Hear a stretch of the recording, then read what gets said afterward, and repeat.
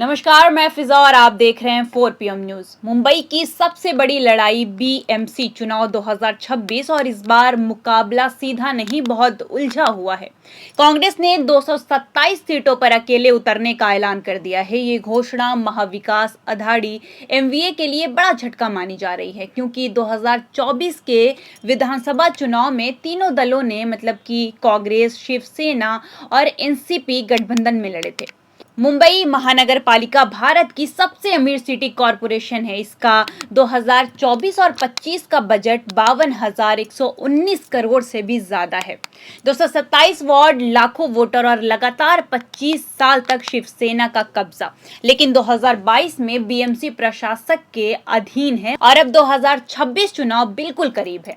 इसी बीच 15 नवंबर 2025 को कांग्रेस ने राजनीतिक भूचाल ला दिया। घोषणा की कि पार्टी सभी 227 वार्डों पर अकेले चुनाव लड़ेगी और इसी से शुरू होता है बड़ा सवाल, मुंबई की राजनीति किस दिशा में जा रही है। कांग्रेस के भीतर लंबे समय से असंतोष था। कार्यकर्ताओं का कहना था कि एमवीए के अंदर उनकी सीटें कम मिलती है, उनकी पहचान दब जाती है। 2017 चुनाव में कांग्रेस सिर्फ 31 सीट ला पाई थी, जबकि शिवसेना 84 और बीजेपी 82 सीटों पर रही। मुंबई कांग्रेस अध्यक्ष वर्षा गायकवाड़ ने साफ कहा कि हमारे पास अपना वोट बैंक है और उत्तर भारतीय, मुस्लिम, दलित, ईसाई, लेकिन गठबंधन में हमें साइड लाइन किया जाता है। अब समय है अपनी ताकत दिखाने का। एमवीए की 11 नवंबर की बैठक में राज ठाकरे की एमएनएस को गठबंधन में लाने की चर्चा हुई, लेकिन कांग्रेस ने तुरंत इनकार कर दिया। कांग्रेस का तर्क, एमएनएस का उत्तर भारतीय विरोधी इतिहास उसके वोटरों को नाराज कर देगा। प्रदेश अध्यक्ष नाना पटोले ने साफ कहा कि हम एमएनएस के साथ नहीं जा सकते, कीमत बहुत भारी पड़ेगी। यानी कांग्रेस के भीतर ये साफ था, या हमारी शर्तें या फिर हमारा रास्ता अलग था। 2024 विधानसभा में एमवीए को सिर्फ 44 सीटें मिली, कांग्रेस को मात्र 16। मुंबई में तो पार्टी केवल 3 सीटें जीत पाई। कांग्रेस का मानना है कि गठबंधन में उनकी पहचान खत्म हुई और बीएमसी चुनाव जहां लोकल मुद्दों पर वोट पड़ते हैं, वहां उन्हें अपना चेहरा और अपना जनाधार खुद खड़ा करना होगा।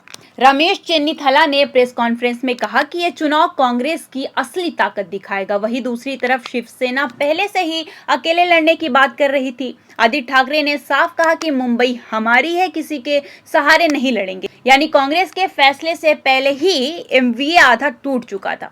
एनसीपी यानी शरद पवार घूट आधिकारिक बयान नहीं दे रहा, लेकिन अंदरूनी सूत्र बताते हैं कि कांग्रेस के फैसले ने उन्हें नाराज कर दिया है।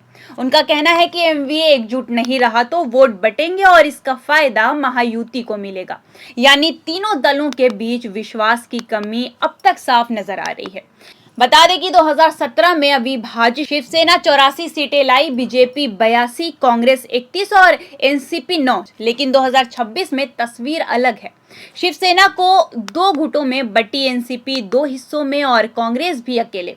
शायद अब पुराना गणित अब काम नहीं करेगा। ये चुनाव बिल्कुल नए समीकरणों पर होगा और सबसे बड़ा सवाल यह है कि किसका वोट किस बैंक में और किस बैंक की तरफ जाता है।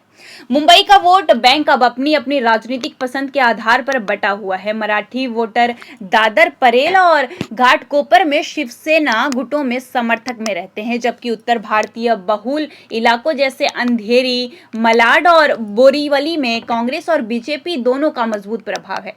मुस्लिम बहुल क्षेत्रों में कांग्रेस और एआईएमआई, जबकि गुजराती मारवाड़ी समुदाय में बीजेपी मजबूत है। दलित मतदाता चेंबूर और विक्रोली जैसे इलाकों में कांग्रेस और आरपीआई को तरजीह देते हैं। ऐसे में कांग्रेस का अकेले चुनाव लड़ने का निर्णय उसके पारंपरिक वोटों को फिर से संगठित करने की कोशिश के रूप में देखा जा रहा है। कांग्रेस की ओर से सभी 227 सीटों पर लड़ने की तैयारी शुरू हो गई है। दिसंबर 2025 तक उम्मीदवारों की प्राइमरी प्रक्रिया चलेगी और कैंपेन थीम मुंबई की असली आवाज कांग्रेस रखा गया है। पार्टी को 50 करोड़ केंद्र के और बाकी फंड लोकल डोनेशन से आने की संभावना है। वर्षा गायकवाड़, भाई जगपात और असलम शेख कैंपेन के मुख्य चेहरे होंगे। विशेषज्ञ मानते हैं कि कांग्रेस का ये फैसला रणनीति तो है लेकिन जोखिम भरा भी है। प्रोफेसर सुहास पलशिखर का कहना है कि अगर कांग्रेस 50 से अधिक सीटें जीत लेती है तो पार्टी की स्थिति मजबूत होगी, लेकिन यदि सीटें 30 से कम रही तो एमवीए में उनकी भूमिका लगभग खत्म हो जाएगी। अंत में तस्वीर यह है कि विधानसभा चुनाव में हार के बाद अब स्थानीय चुनाव में वो एमवीए टूटता दिख रहा है। कांग्रेस, शिवसेना और एनसीपी का अलग अलग लड़ना मुंबई में विपक्षी वोटों का विभाजन तय करता है। ऐसे में कांग्रेस का अकेले दम पर नारा भले ही उसके आत्मविश्वास का प्रतीक हो, लेकिन राजनीतिक नतीजे या तो उसे पुनर्जीवित कर सकते हैं या एमवीए के अंत की शुरुआत साबित हो सकते हैं।